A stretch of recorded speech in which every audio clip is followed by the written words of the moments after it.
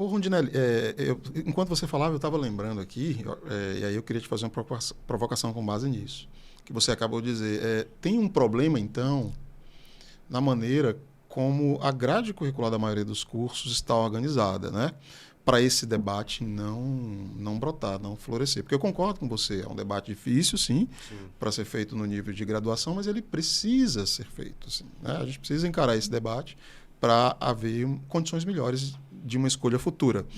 O que a gente vê na prática você tem geralmente uma disciplina de filosofia, não é assim? No início do curso, né? Assim, no primeiro período do curso, você tem uma disciplina de filosofia e essa filosofia ela é ensinada como história da filosofia, né? Completamente desvinculada da fundamentação filosófica das diferentes abordagens. A gente tem um problema aí, então, né? Um grande problema, que você vai lá dos pré-socráticos até talvez os filósofos contemporâneos, sem mostrar assim, qual é a relação quais são os pressupostos filosóficos que divergem o cognitivismo contemporâneo do Skinner. Sim, De onde sim. eles partem de maneiras diferentes para chegar a lugares que são diferentes. Porque eles usam, por exemplo, vamos pegar o Skinner e o movimento cognitivista. Os dois prezam pelo método experimental. Sim. Não é fato? Mas porque um preza pela abordagem, o racionalismo, e o outro pelo empirismo? O que é que vem a ser isso? E como é que a diferença entre essas duas grandes escolas de pensamento filosófico faz com que um tenda ao inatismo e o outro tenda ao empirismo? E como isso vai repercutindo? No ensino da disciplina de filosofia, essa discussão inatismo e empirismo até aparece.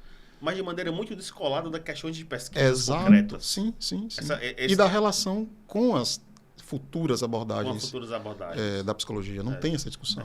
Essa discussão poderia mostrar não só da questão de pesquisa, mas você poderia mostrar como um terapeuta que trabalha com ABA, ele parte de um princípio empirista, ao contrário de alguém que trabalha com a ideia de esquema, de terapia de esquema. Sim. No fundo, ele tem um pressuposto de ordem inatista ou racionalista, ou até mesmo interacionista.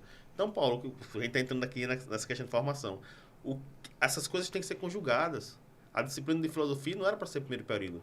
Ela deveria acompanhar de maneira transversal a formação.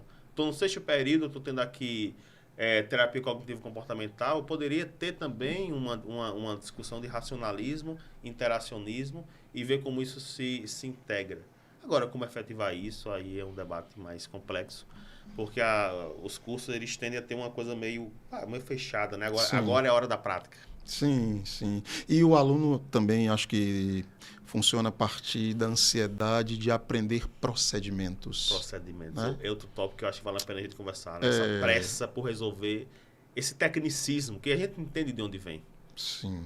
Né? Eu vejo que a gente vive hoje uma época que eu vi o filósofo da USP, o Safato, falando o seguinte: nós vivemos uma espécie de entrecruzamento de crises. Né? É crise política, é crise econômica, é crise climática e uma não menos importante, que é a crise psíquica. Uhum. O que ele quer dizer com isso? Que assim, nós temos uma crise econômica, ninguém sabe o que fazer, os mercados estão malucos. Eu digo a psíquica. O que é que ele está chamando de psíquica? A quantidade de pessoas que tomam ansiolíticos, a quantidade de pessoas que estão desnorteadas, com transtornos depressivos. Isso é fato. A gente faz um apanhado e a questão é, por parte dos psicólogos, há uma demanda para a gente de resolver isso. E a gente vai ter tempo de ficar se perguntando qual o pressuposto teórico da terapia do esquema?